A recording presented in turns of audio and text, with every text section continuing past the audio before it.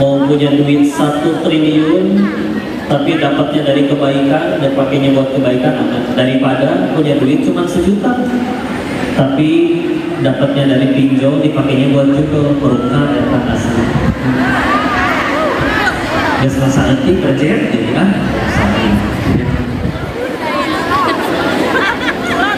saya mah pengen viral, mangga teteh, tapi tidak sama. Popularitas itu cuma alat buat mengenali Allah. Mumpung ada yang nonton, kita kenali Allah. Allah itu baik. Oh ini hikmahnya.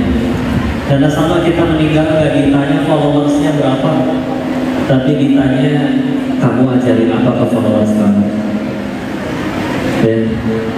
Jadi nggak apa-apa, silakan. Pintu surga ada 8 dia, tapi pintu surga bagian centang biru itu tidak ada. Apalagi kalau beli. Orang sekarang udah tahu follower 200.000 lu komen 2 memancing kejulitan. Tapi alhamdulillah surga kita nggak di mulut orang. Capek gak kalau mikirin terus mulut orang? Pengen selalu kelihatan langsing, tiap kali foto tahan nafas.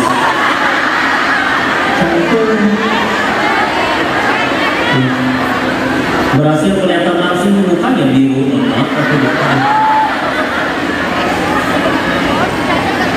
Saya boleh tanya kan di sini boleh tanya? Teteh.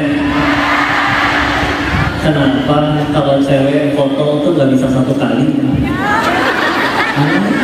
Sekali kok, sekali kan anggur ya, 3 kali. Karena apa? Masalah angle. Angel. Kalau masalahnya di angle, saya tanya, teteh foto 10 orang, yang 9 udah cantik, tapi teteh perem sorangan diulang-ulang.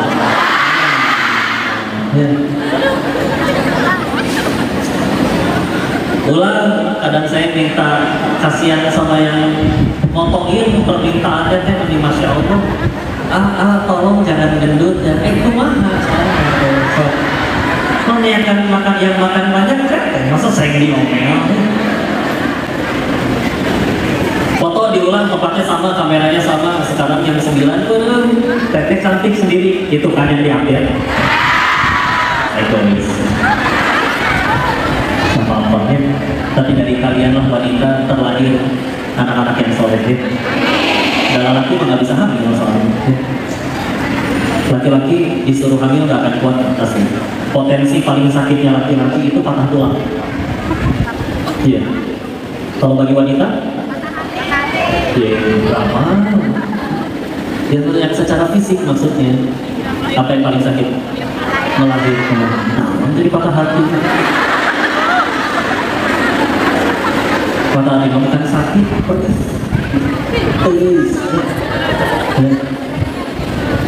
Pernah ada dokter bilang ke Koko, melahirkan itu 27 kali lipat lebih sakit daripada patah tulang. Sepakat tidak? Laki-laki disuruh belum tentu kuat. Udahannya harus menyusui, harus mengurus. Masya Allah, perjuangan luar biasa.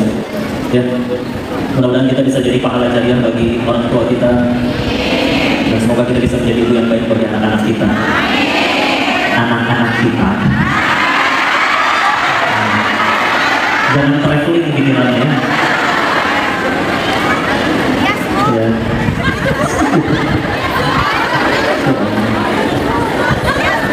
Jadi benar ya. Makanya di sini ya, katanya punten, ini kok ingetin. Yang paling beruntung yang kerja di sini yang paling tambah dekat sama Allah. Kalau misalkan kita niatnya kerja di sini, mohon maaf. Bukan nggak boleh nyari rezeki yang halal. Tapi kalau niatnya kesini hanya untuk pengen dapat uang saja, secapek-capeknya kita kerja di sini, atau bahkan dimanapun, mohon maaf, belum tentu lebih kaya daripada koruptor itu. Tapi kita tahu hancur koruptor itu di hadapan Allah nanti, apalagi kalau tidak bertobat. Ya, kadang hanya perlu 1 kasus untuk menggulingkan dia. Ada yang sampai rumahnya dijarah dan yang lain-lain. Alhamdulillah. Ya. Tapi sekali lagi yang paling beruntung, sekali lagi alangkah apapun itu nilainya jadi tambah dekat sama Allah. Kau minta itu aja. ya. Oh tapi mereka dapat lebih banyak. Kita lurusin dulu masalah rezeki ya. Kalau memang yang dipermasalahin adalah rezeki. Satu, rezeki itu kita tahu ya, nggak melulu dalam bentuk uang ya. Kita bisa ngaji kali ini ketemu satu sama lain, rezeki nggak? Punya anak soleh nanti rezeki nggak? Orang lain makan pedas sedikit masuk rumah sakit, kita makan beling aja nggak masuk rumah sakit, rezeki nggak? Coba keripik beling gimana? Alhamdulillah.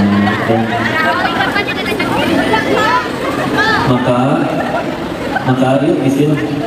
Itu bisa rezeki amat sangat luas. Jangan kita perkecil cuma jadi masalah rupiah doang. Itu satu. Dua, pengen ngasih tahu bahwa menurut Nabi rezeki manusia itu cuma 3. Kita manusia bukan? Ya. Rezekinya cuma 3. Satu, yang dimakan jadi kotoran. 2, yang dikenakan menjadi usang. 3, yang diinfakkan di jalan Allah. Ulangi biar hafal. 1, yang dimakan. 2, yang dikenakan. 3, yang diinfakkan di jalan. Betul, yang dimakan jadi kotoran. Ini boleh saya minum? Ini buat saya? Boleh saya bawa pulang? Nah ini berarti rezeki kokoh ya. Tapi ternyata begitu nyampe jalan tumpah, diminum kucing atau diminum semut, berarti saya cuma disuruh nganterin rezeki ini ke kucing ya. Yang mana yang betulan jadi rezeki saya? Yang udah lewat? Udah lewat, udah ketelan. Contoh lagi, di rumah ada kulkas, di dalamnya ada migar, minuman segar.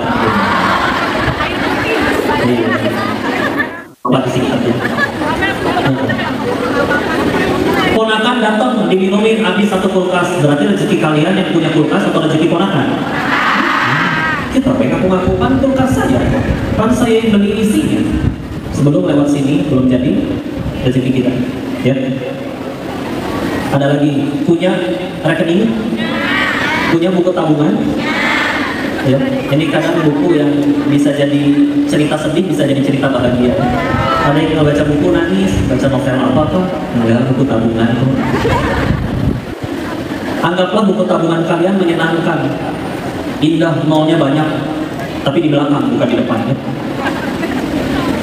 Tahu-tahu anak nelpon, "Ma, adek belajar nyetir nabrak." "Astagfirullah, Nak, kamu gak apa-apa?"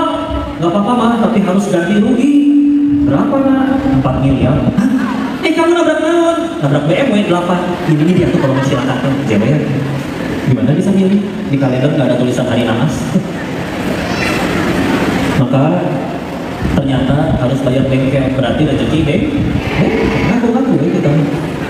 Bukan punten ya, kalau sampai pernah ada ngalamin ngeliat sendiri. Dulu waktu mohon maaf masih tinggal di Thailand, ada kawan sama-sama salah jalan deh.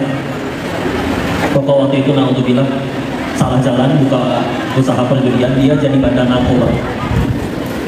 Dia tentu melesat dan cepat kaya, ya.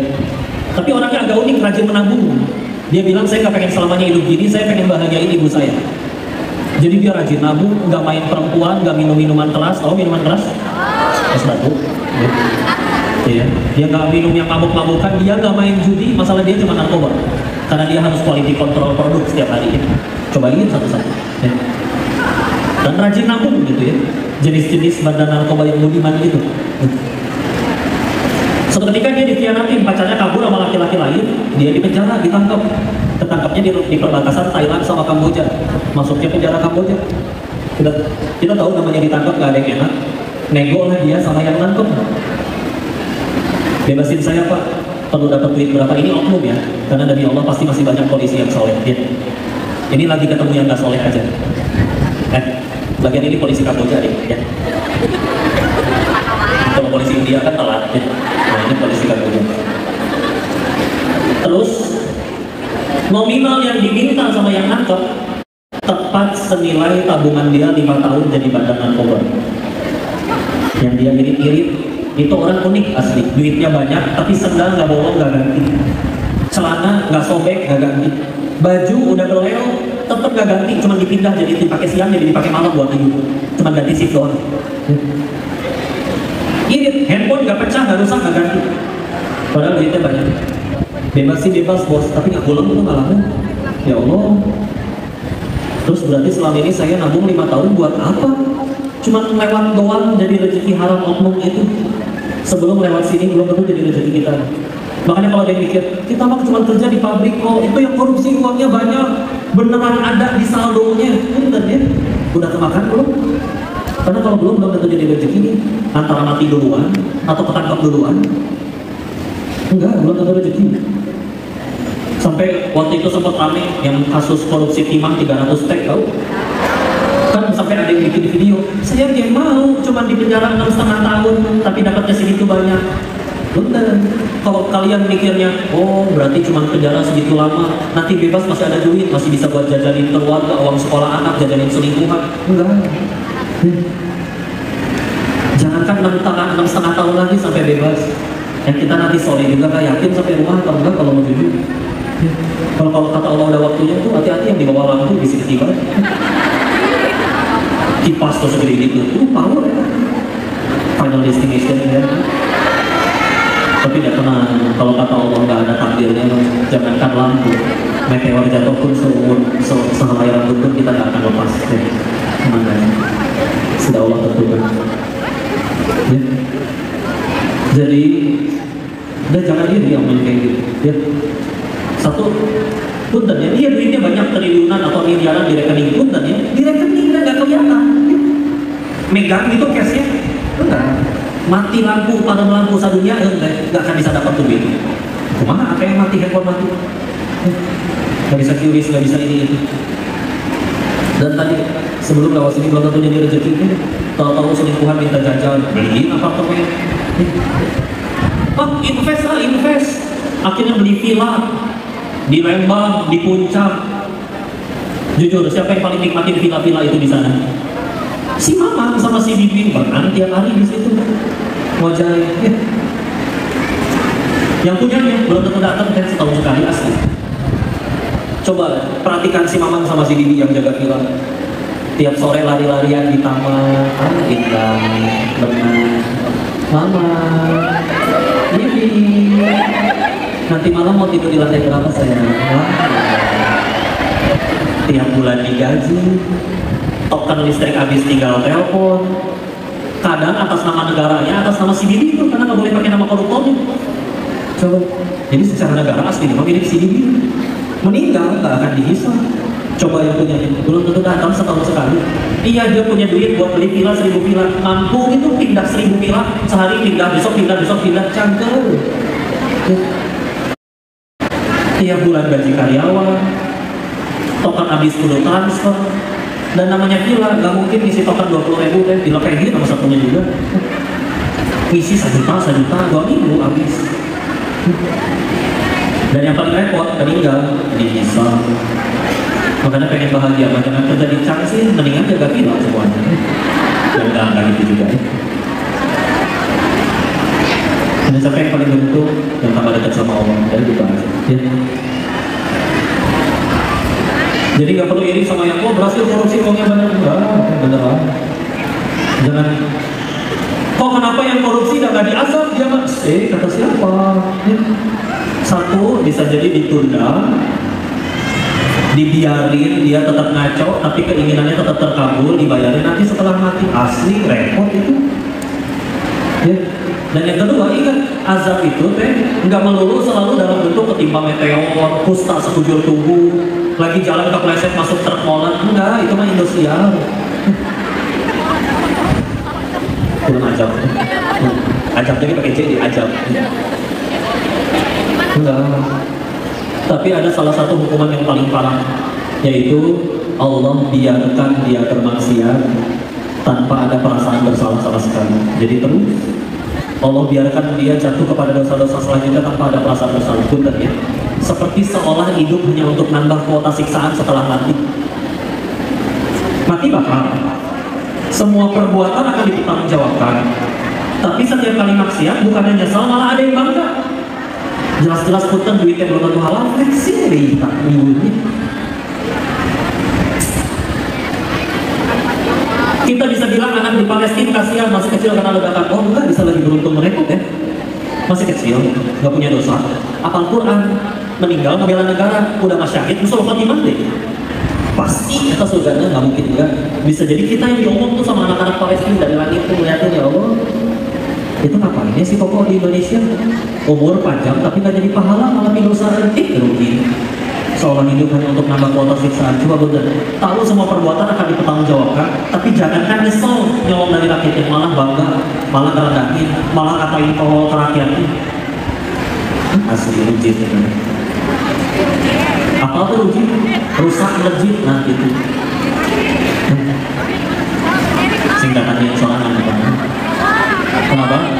Berdiri suruh pulang. Kenapa berdiri? Kan niatnya ngaji atau lihat foto? Perhatikan.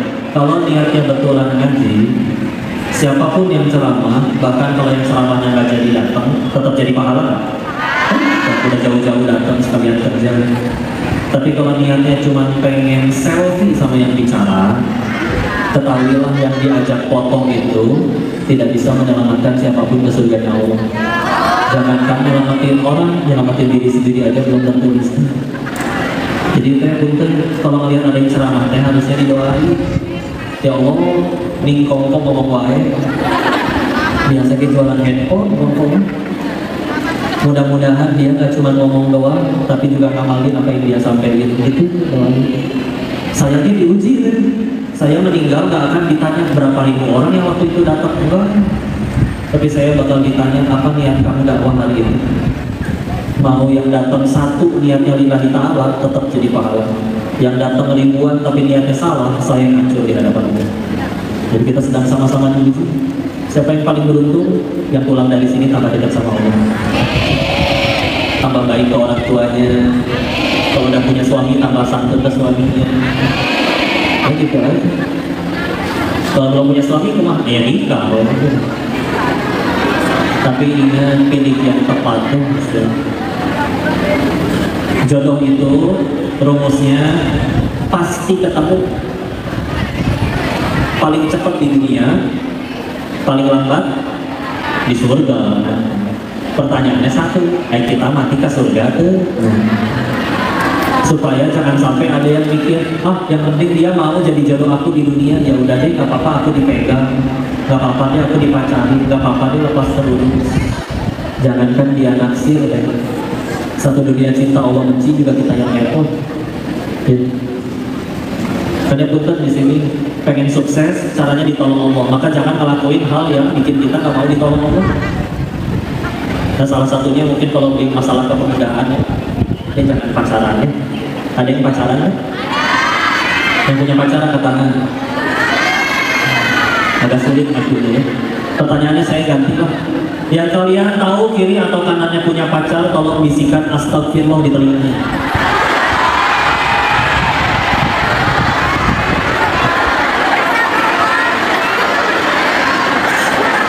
Kalau saya direkturnya mah udah saya pecat.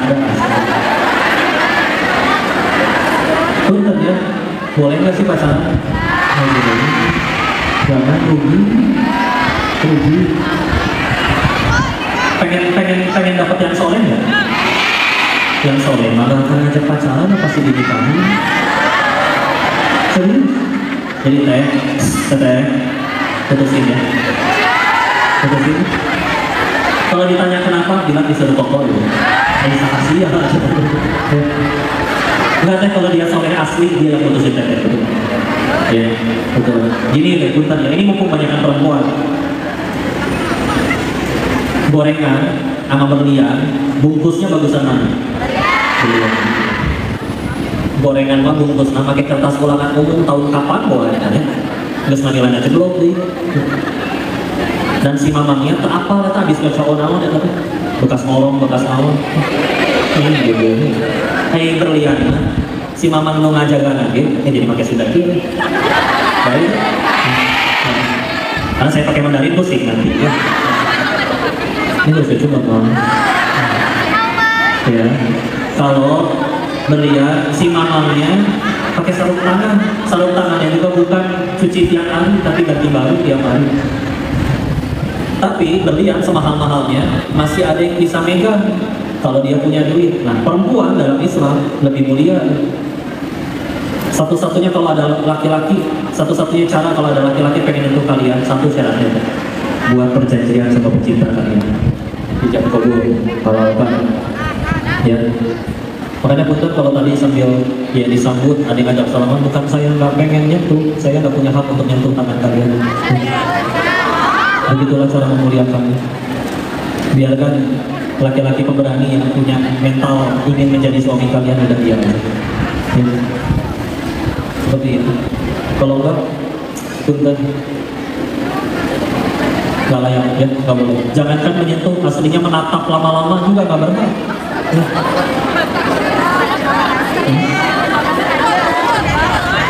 Oke, saya disadarin. Kata Allah, inna kaida syaitani kana dha'ifa. Surat 4 An-Nisa ayat 76. Sesungguhnya tipu daya syaitan itu lemah. Kapan baru jadi kuat? Kalau diladeni. Makanya jangan diladeni. Hati-hati yang udah nikah juga, kesel sama suami, pergi reunian, ketemu mantan.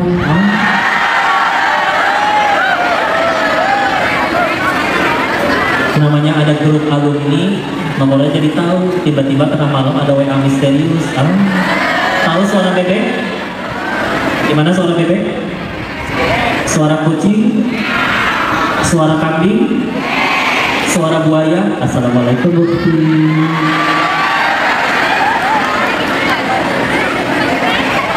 Dalam Al-Quran, dalam bahasa Arab, langkah itu pakai bahasa khittoh, tapi Al-Quran menggunakannya bentuk jamak, khutuwat.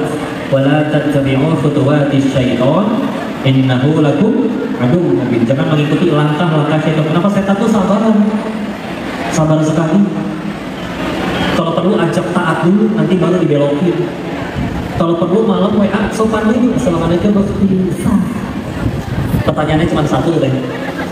Kalian yakin cuma tekan doang yang di WA? Lelaki mah kadang kebar piau, power. Ibarat handphone nyari wifi, dari 10 dicobain satu-satu, mana yang connect itu yang dia sikat. Jangan mau, ya. Maka itu dia satu ada, ya. Jadi di luar sana ada beberapa spesies. Satu, buaya hijrah. Yang kedua, playboy syariah. Nah ini harus ada. Ya. Kita nggak pacaran, tapi kita berangkat selalu ke pengajian. Di motor juga diganjel tas biar nggak kena-kena. Begitu nyampe pengajian, ustadznya bicara tentang dilarang pacaran, laki-lakinya WA. Sabar sayang, ini ujian buat kita. Jangan mau, mahal kalian itu, serius. Dan jodoh pasti ketemu. Oh gimana kalau sempat punya menikah di dunia, bertakwa, ada pasangannya di akhirat. Daripada dapat pasangan di dunia, tapi naudzubillah sama-sama bermaksiat, buat apa? Wafat sama-sama disiksa di neraka itu. Misal di dunianya nggak bahagia, di sananya reject. Jangan mau, ya. Dan kapan jadi kuat tadi kalau diladeni? Punten ya. Ketika ada WA misterius dari mantan, assalamualaikum Ofti, itu kalau langsung di blok aman. Nggak ada perasaan, orang belum timbul rasa. Siapa dia? Hanya serpihan buka dari masa lalu. Ya. Tapi kalau diladenin dulu, jangan lupa tahajud. Iya nih, aku juga lagi ruku. Gimana lagi ruku? Oh gitu, aku lagi tasyahud. Ini jadi putar-putar kaki.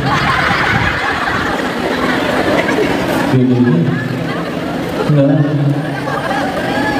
Kamu masih lucu ya seperti dulu. Menggali kenangan lama. Ingat nggak waktu SD kita dari korek bareng? Suami kamu nggak marah? Antum apa nanti punya suami? Ngapain di WA? Gimana kalau kita besok makan siang? Makan siang mending di Oyo.